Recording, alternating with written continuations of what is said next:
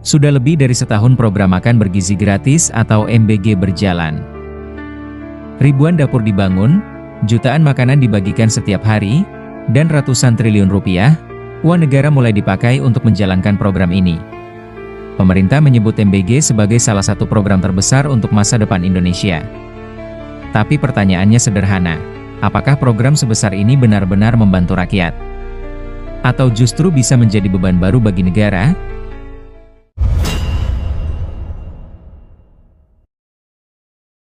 Karena skalanya memang sangat besar. Pada tahun 2026, pemerintah menargetkan hampir 83 juta penerima manfaat, dengan lebih dari 30.000 dapur yang tersebar di seluruh Indonesia. Anggaran yang disiapkan diperkirakan mencapai ratusan triliun rupiah setiap tahun. Jumlah yang luar biasa besar untuk sebuah program sosial. Di satu sisi, program ini terlihat penuh harapan. Anak-anak mendapat makanan bergizi, usaha kecil kembali bergerak, lapangan kerja baru mulai terbuka. Namun di sisi lain, semakin besar sebuah program, semakin besar pula banyak pertanyaan yang harus dijawab. Apakah semua dana itu benar-benar sampai kepada rakyat? Apakah pengawasannya benar-benar siap? Dan siapa sebenarnya yang paling diuntungkan dari proyek sebesar ini? Karena pada dasarnya Indonesia sebenarnya bukan kekurangan program. Yang sering menjadi masalahnya adalah tentang pelaksanaannya.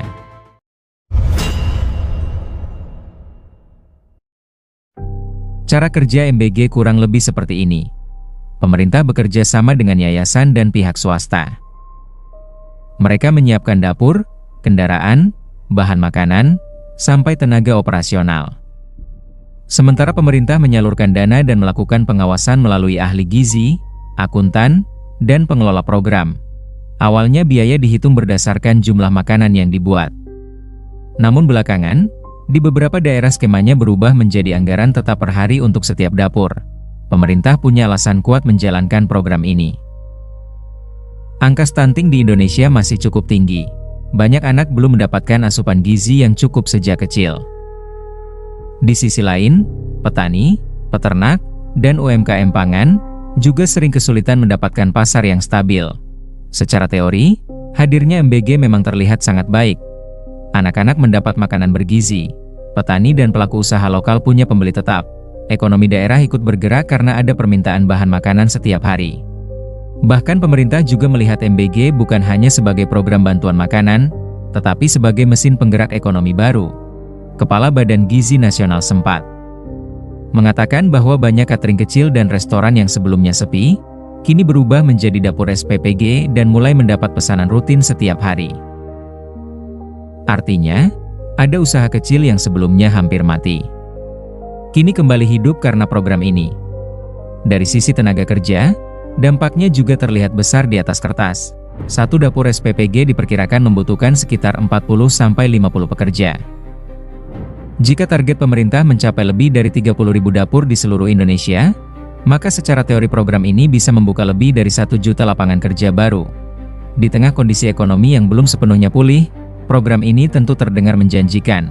Ada pekerjaan baru, ada perputaran uang baru, ada usaha kecil yang kembali bergerak.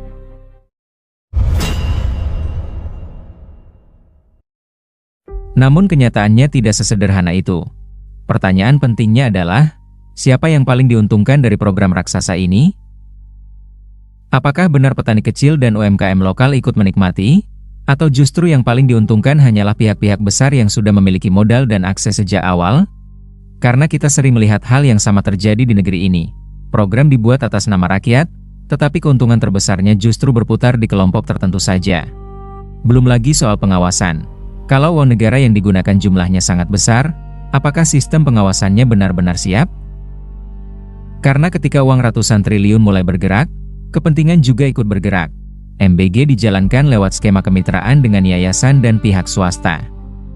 Secara aturan, siapapun yang memenuhi syarat bisa menjadi mitra. Tidak dibatasi jabatan, latar belakang pekerjaan, ataupun afiliasi politik. Di atas kertas, sistem ini terlihat terbuka dan inklusif. Namun masalahnya, Indonesia memiliki sejarah panjang soal proyek besar dan kedekatan kekuasaan. Indonesia Corruption Watch bahkan sempat menyoroti adanya yayasan yang memiliki hubungan dengan pejabat atau pihak yang punya kedekatan politik. Dan disinilah kekhawatiran mulai muncul. karena tanpa pengawasan yang benar-benar ketat. Program sebesar ini bisa berubah dari program rakyat menjadi ladang baru bagi kelompok tertentu. Bayangkan jika kepemilikan dapur hanya berputar di lingkaran yang sama. Pemasok bahan pangan berasal dari kelompok yang sama, proyek distribusi jatuh ke orang-orang yang sama. Akhirnya uang negara memang tetap berputar. Tetapi hanya di sekitar lingkaran kekuasaan, bukan menyebar luas ke masyarakat bawah seperti yang dijanjikan. Kritik lain juga datang dari sisi pelaku usaha kecil. Sejumlah pengamat ekonomi menilai skema dapur besar dalam MBG justru bisa membuat pedagang pasar tradisional, peternak kecil, dan UMKM lokal kesulitan ikut masuk ke rantai pasok. Karena untuk menjadi pemasok program nasional, dibutuhkan volume besar, standar tertentu, distribusi stabil, dan modal yang tidak kecil. Akibatnya, yang mampu masuk justru perusahaan atau kelompok usaha yang sudah kuat sejak awal, sementara usaha kecil yang katanya ingin dibantu malah tersingkir perlahan.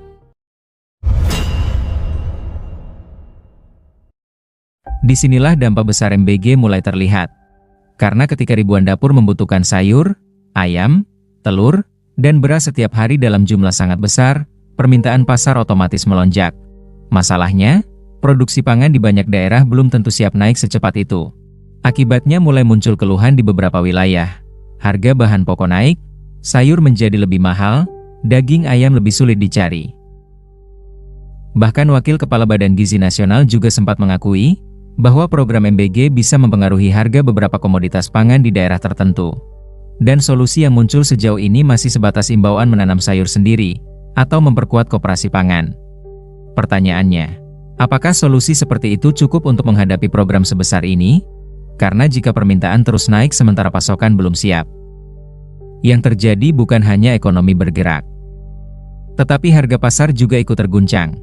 Di satu sisi, petani dan pemasok memang bisa mendapat keuntungan karena harga jual naik dan permintaan stabil. Namun di sisi lain, jutaan masyarakat biasa yang tidak terlibat dalam program ini, justru harus membeli bahan makanan dengan harga lebih mahal. Artinya, ada kelompok yang diuntungkan.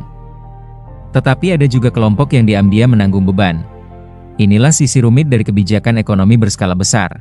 Karena sebuah program bisa terlihat berhasil dari sudut pandang anggaran dan distribusi, tetapi belum tentu terasa adil bagi seluruh masyarakat.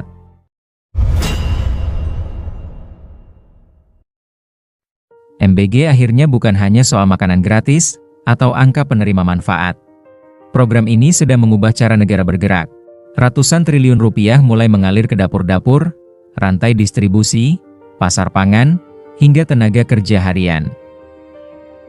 Ekonomi lokal ikut berubah, pola distribusi pangan ikut berubah, hubungan antara negara, swasta, dan masyarakat juga ikut berubah. Namun setiap perubahan besar selalu membawa konsekuensi besar. Karena uang negara tidak datang dari langit. Uang itu berasal dari pajak rakyat, utang pemerintah, atau pengurangan anggaran dari sektor lain. Artinya, ketika ratusan triliun dialokasikan untuk MBG, pasti ada program lain yang harus dikurangi. Dan hal itu mulai terlihat. Di tengah kebijakan efisiensi anggaran, sejumlah proyek infrastruktur dikurangi, beberapa bantuan pendidikan dan beasiswa ikut terdampak, bahkan anggaran riset juga mengalami tekanan. Padahal pendidikan, riset, dan infrastruktur adalah fondasi jangka panjang sebuah negara. Negara maju bukan hanya dibangun dari bantuan sosial, tetapi juga dari sekolah yang baik, riset yang kuat, dan pembangunan yang menciptakan produktivitas. Di banyak daerah Indonesia hari ini, masih ada sekolah rusak, guru honorer dengan gaji minim, anak-anak putus sekolah, dan akses pendidikan yang belum merata.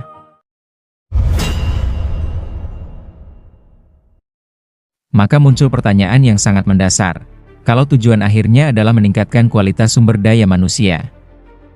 Apakah memberi makan 1 kali sehari sudah cukup tanpa memperkuat pendidikan itu sendiri? Analoginya gini, anak-anak tidak hanya butuh kenyang, tapi juga butuh ilmu, kesempatan, dan masa depan. Dan pada akhirnya, perdebatan soal program MBG bukan soal setuju atau tidak setuju. Hampir semua orang sepakat bahwa anak-anak Indonesia memang berhak mendapatkan gizi yang layak. Namun pertanyaan utamanya adalah soal prioritas dan keberlanjutan. Apakah manfaat ekonomi MBG benar-benar cukup besar dan merata untuk membenarkan anggaran ratusan triliun setiap tahun? Apakah program ini akan memperkuat fondasi ekonomi Indonesia dalam jangka panjang? Atau justru hanya menjadi stimulus sesaat yang bagus secara politik, tetapi berat dipertahankan di masa depan, karena sejarah menunjukkan, banyak negara jatuh bukan karena kekurangan program besar, tetapi karena terlalu banyak program mahal tanpa fondasi ekonomi yang kuat.